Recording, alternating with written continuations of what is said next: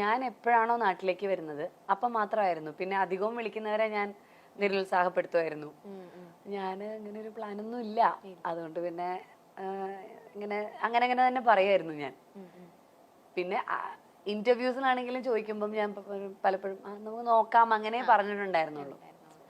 പിന്നെ ഇതൊരു നിമിത്തം പോലെ അങ്ങനെ വന്നതാണ് ഒരുത്തി. അപ്പൊ ഒരുത്തി കഴിഞ്ഞിട്ട് ഇപ്പം എനിക്ക് തോന്നുന്നു റിലീസായിട്ട് ഒരു വർഷമായി.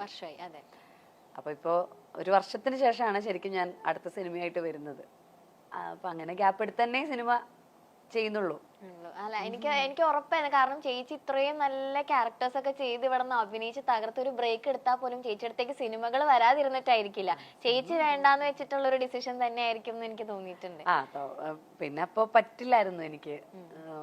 പക്ഷെ എപ്പോഴും നാട്ടിലേക്ക് വരണം എന്ന് ഭയങ്കരമായിട്ട് ആഗ്രഹിച്ച ആളായിരുന്നില്ലേ? ഭയങ്കരമായിട്ട്. എനിക്ക് നാടാണ് ഇഷ്ടടോ. എന്റെ നാടും വീടും എന്റെ അമ്മയും അച്ഛനും ഇവിടെ, എന്റെ നാടും റേഷകടയും എന്നൊക്കെ. നമുക്ക് നമ്മുടെ നാടും നമ്മുടെ റേഷകടയും പട്ടണത്തിൽ സുന്ദരിൽ പറഞ്ഞ പോലെ. എനിക്ക് എന്താ അറിയില്ല, ഇവിടുത്തെ ഈ കുത്തിത്തിരിപ്പും ഈ കുണ്ടുകുഴിയും ഒക്കെ എനിക്ക് ഭയങ്കര ഇഷ്ടമാണ്. ഇവിടുത്തെ നമ്മളോരോന്നും അറിയില്ലേ, ഓ കേരളത്തിലെ ട്രാഫിക്, കേരളത്തിലെ മറ്റേ വൃത്തിയില്ലായ്മ ഒക്കെ ഉണ്ടല്ലോ. പക്ഷെ എന്താന്നറിയില്ല, വേറെ എവിടെ കൊണ്ടിട്ടാലും എനിക്ക് ഇതൊക്കെ തന്നെ പറ്റും.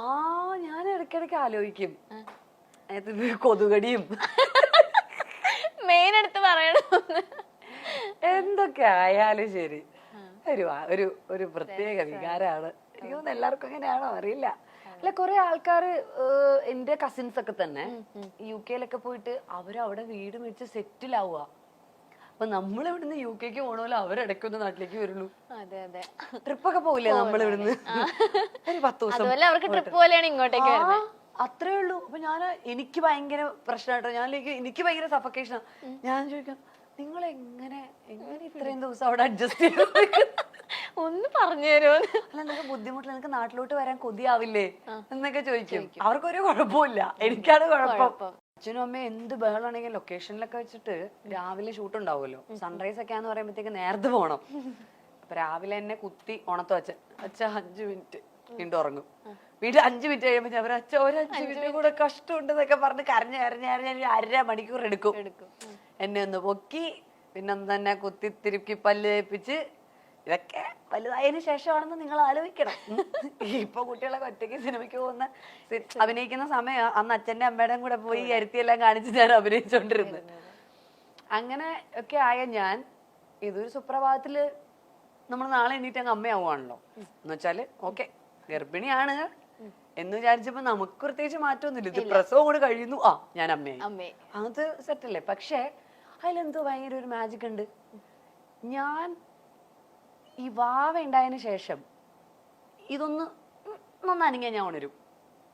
മറ്റേത് എന്നെ തന്നെ മാറ്റി കിടത്തിയാ ഞാൻ അറിയില്ല. എന്തെങ്കിലും പൊക്കിയെടുത്ത് മറ്റേ ലാസർ മുതലാളിയെ കൊണ്ടുപോയില്ലേ ഫ്രണ്ട്സില്, അതുപോലെ കൊണ്ടുപോയാൽ പോലും ഞാൻ അറിയത്തില്ല. പക്ഷെ ഞാൻ ഒരു കുഞ്ഞു ശബ്ദം കേട്ടാൽ അപ്പൊ ഉണരും. അതിപ്പോഴും അപ്പോഴാണ് എനിക്ക് മനസ്സിലായത്, yes, I have become A mother. അവിടെയാണ് ഞാൻ അമ്മയായി എന്നുള്ളത്. അല്ലാതെ എൻ്റെ ഒരു കാര്യത്തിൽ അമ്മയൊന്നുമില്ല.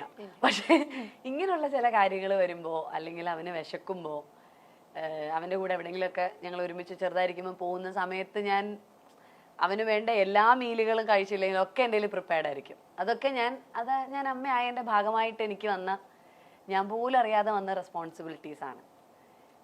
ഉള്ളിൽ നിന്ന് വന്ന റെസ്പോൺസിബിലിറ്റി, ഉറക്കത്തിൽ വന്ന റെസ്പോൺസിബിലിറ്റിയാണ് എനിക്ക് മനസ്സിലാകുന്നത്. എനിക്ക് അൺബിലീവബിൾ ആയിട്ടുള്ള ഇപ്പൊ ഞാനൊരു ചെറിയ അനക്കം കേട്ടാലും ഉണരും.